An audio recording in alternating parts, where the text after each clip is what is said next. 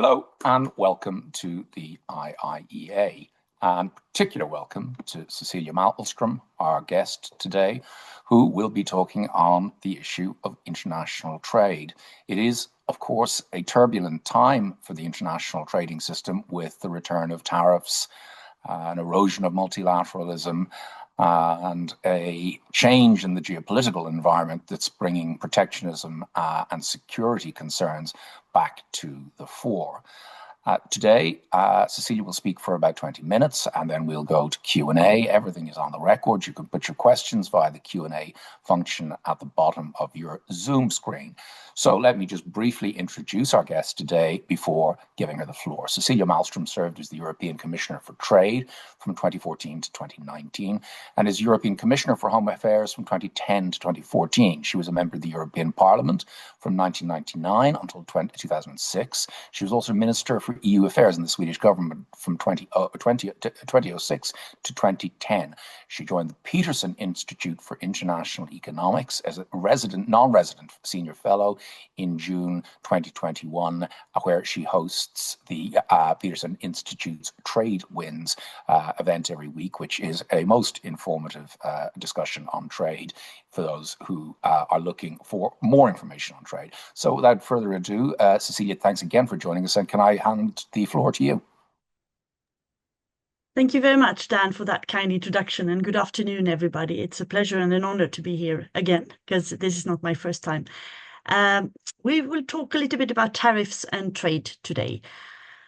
I'm not sure I agree with President Trump that tariff is the most beautiful word in the dictionary, but it's certainly one of the words most used by me and many others the last month. We do live in a world of tariff, and this has created quite a lot of turbulence in the global trading system. How did we get there? Because the turbulence started before President Trump.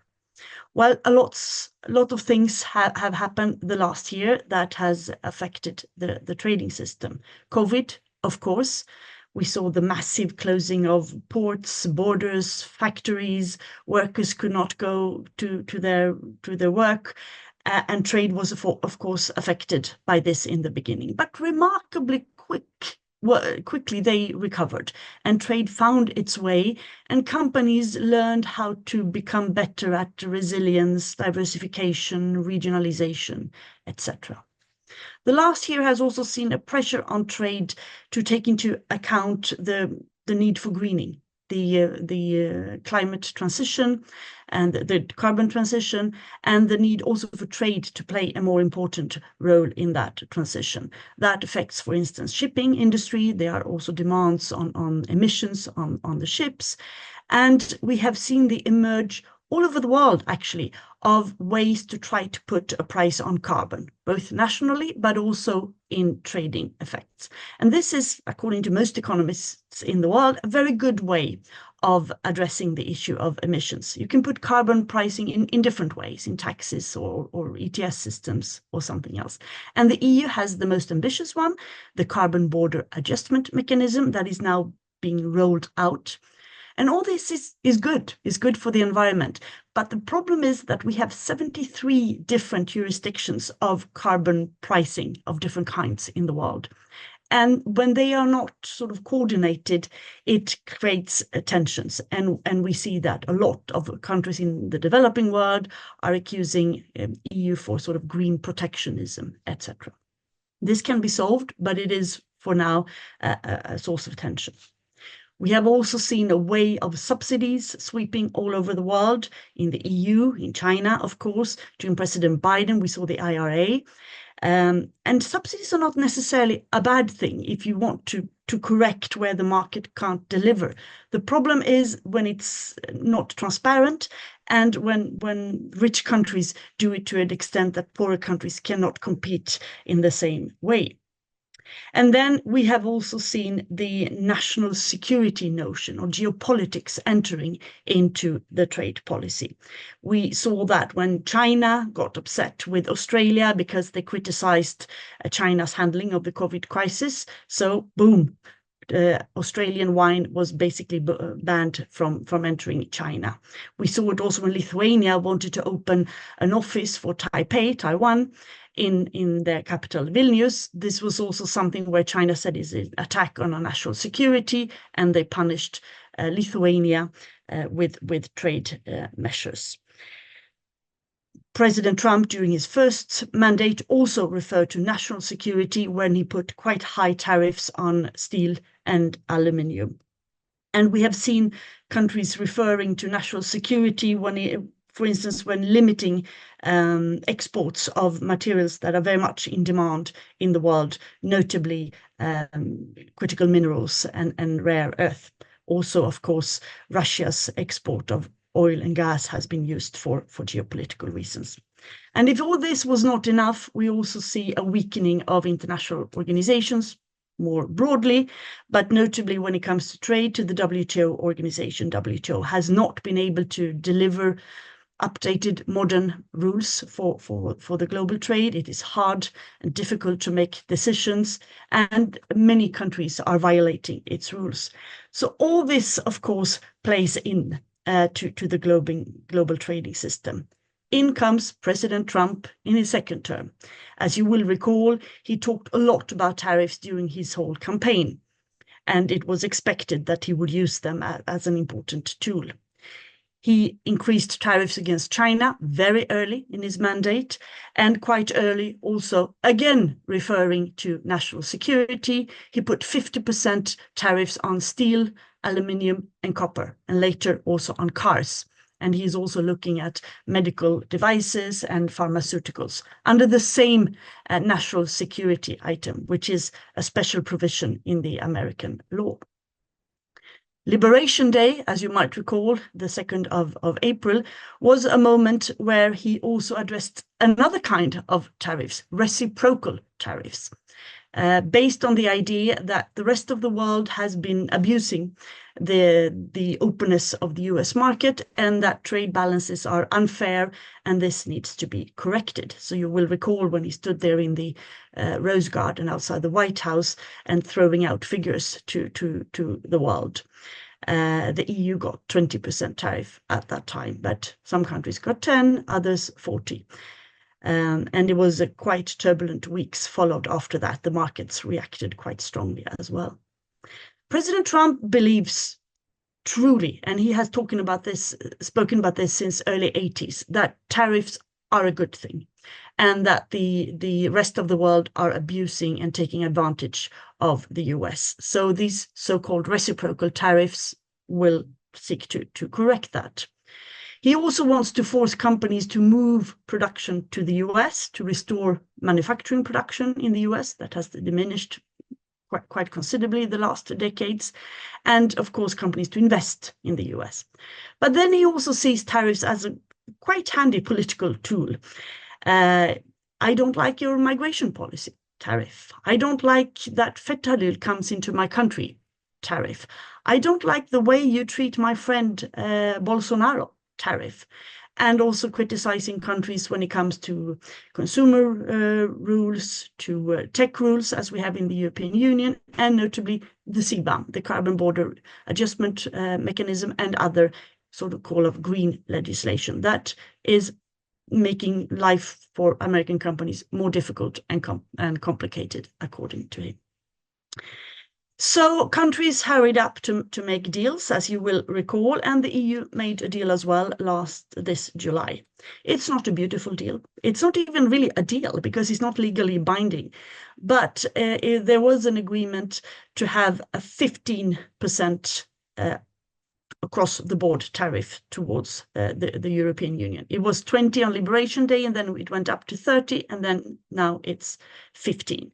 Steel and aluminium are still 50%, and car tariffs are at 30. They were supposed to go down to 15. We haven't seen that happening yet, to the great disappointment of the motor industry in Europe, who are very dependent on this. There was also a decision that the European Union, not as an institution, obviously, but companies in the European Union would invest in the US up to an amount of 600 billion euros. Furthermore, the European Union would buy energy and weapons for 750 billion euros. Obviously, these figures will be very hard to follow up and to monitor, but they were presented as a very good deal. The EU is also moving to operationalize some of these, eliminating tariffs mainly on goods and some agricultural products vis-à-vis the US. They are now with member states and in the European Parliament, but the US will still have 15%. So we have the highest tariffs between Europe and the US since the end of the Second World War. And this is, of course, bad because we do trade a lot with each other. 4 billion euros a day travels of value.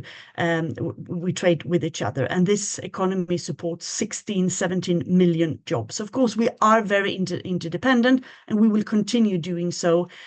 We just need to find new ways to deal with it. There is a possibility that the European Union, the European Parliament will reject the tariffs or at least make amendments. Let's see. So why wasn't the European Union tougher? Well, there was a lot, as you know, it is the European Commission who negotiate on behalf of all the member states, but there was a lot of coordination going on. And the EU had a long list of possible retaliation that was negotiating with all the member states. There was a pressure from several countries not to escalate the situation and to seek clarity and predictability. Also, over all politics in the European Union hangs the issue of Ukraine. There was big fear that the US would withdraw from their engagement in Ukraine, and as you know, it's going back and forth in this regard.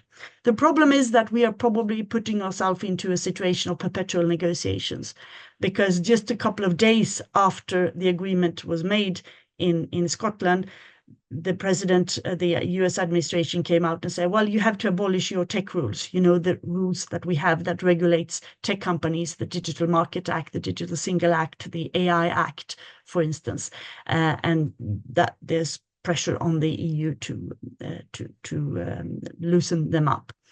So there will be these kinds of demands coming back, I think.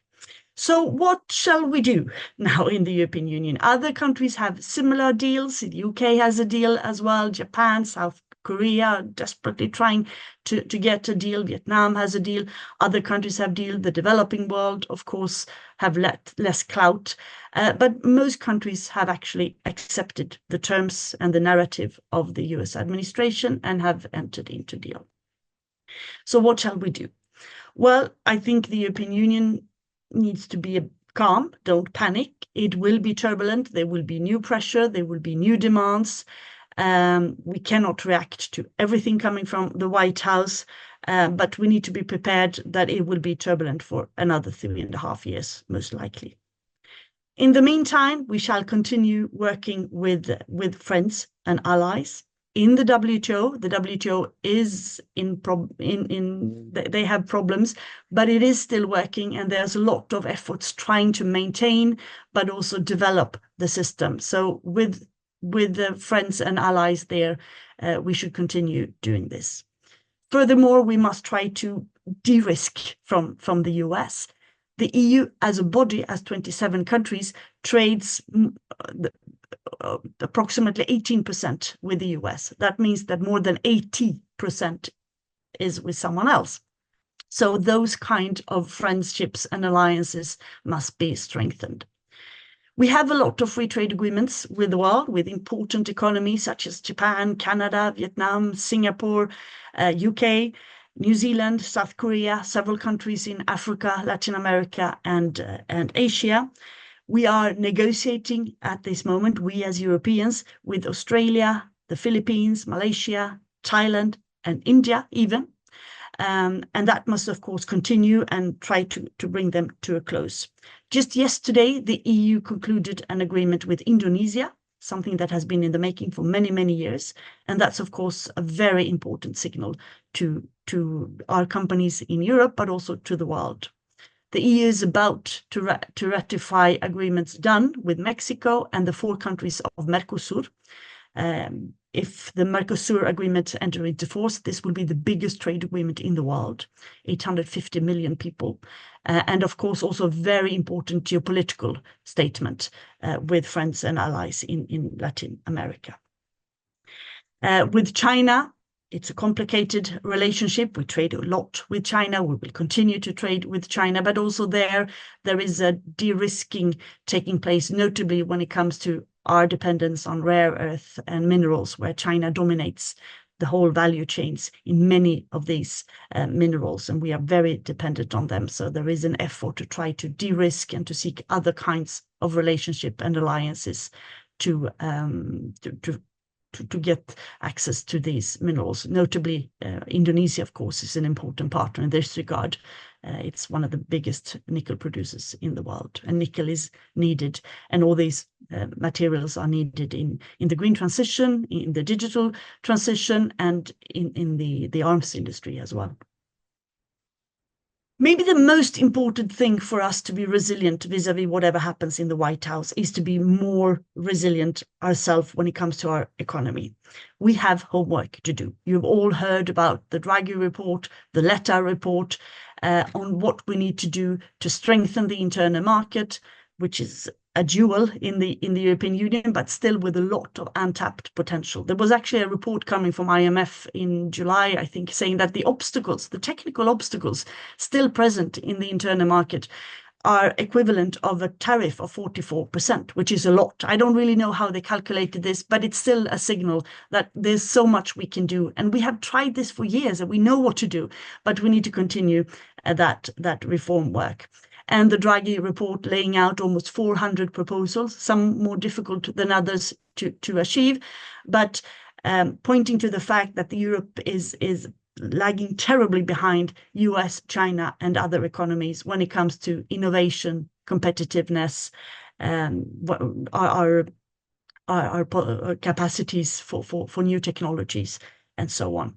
So the Commission is now trying to roll out proposals based in the Draghi report and also in the Letta report, simplification, investments in new technology, AI, quantum, etc., batteries, trying to facilitate for small companies. And there are lots of things happening, but Draghi himself complained the other week that is too slow. It needs to be stepped up. Of course, some of his proposals require quite a lot of money, and that money must come from member states. So it takes time to agree upon this. But there are lots of things happening in this, so we can create more growth internally and use the potential of our internal market for ourselves, but also because it's such an asset for trading partners all across the world. So where will all this end? Well, it's really hard to say. Tariff is a tax. And who's paying the tax? Well, companies and ultimately consumers, of course. To this date, there was a lot of expectations that US inflation would rise quite rapidly after this massive amount of tariffs. That has not happened in the beginning. I also think many companies in the US were prepared for the tariffs, so they have been doing a lot of stockpiling during months. Now that is starting to become more difficult, and we see a slight increase of inflation, of unemployment, less investments coming to the US, and of course still the uncertainty of where the US market is going. Will this affect consumers? Well, we see increasing prices for ordinary Americans for consumer goods such as, shoes, certain agricultural products and items that an ordinary family buys regularly. Will this affect the political debate? It hasn't really so far. We see some movements of complaints of higher prices. There is in a year the midterm elections. Will the Democrats be able to use this? But we also have to acknowledge that a lot of money has come into the American budget, and the president is using that now to lower taxes and to sponsor the agriculture community, etc. Eventually, it will have an effect, and also American companies, if this tendency for countries to do trade agreements with each other continue, there will be effects felt that the American companies are not there to benefit of these this preferential treatment and this access to other countries' markets. But it's still hard to do. I think there was an initial shock in the world that this would happen, but we do see a de-risking and an increased activity also outside the European Union. China is definitely de-risking and trying to conclude trade agreements with the rest of the world. The CPTPP group of 12 countries that was actually created by President Obama to build a trans-Pacific alliance against China is one of the most dynamic trade agreements in the world. There are attempts from the European Union to work closer with the CPTPP countries to see if we could, together we would be 40 countries, almost worth 42% of global GDP. If we can develop trade, set up new rules and standards, and also push for some WTO reforms. As you know, UK is a member of the CPTPP, and there's a long list of countries who have signed up as candidates, notably China, for instance, which is an interesting irony. But this is a very dynamic field of countries who are trying to set up new rules, not only liberalizing markets and increasing market access, but also liberalizing and harmonizing standards and setting new standards. So this is probably the way forward also for Europe. Try to be a bit calm, be prepared for constant negotiations, but take them slowly as they come, and building alliances, trade alliances, but also other kinds of partnership, as we do in the security area right now. There's a lot to talk about coalition of the willing, but that is probably the way forward.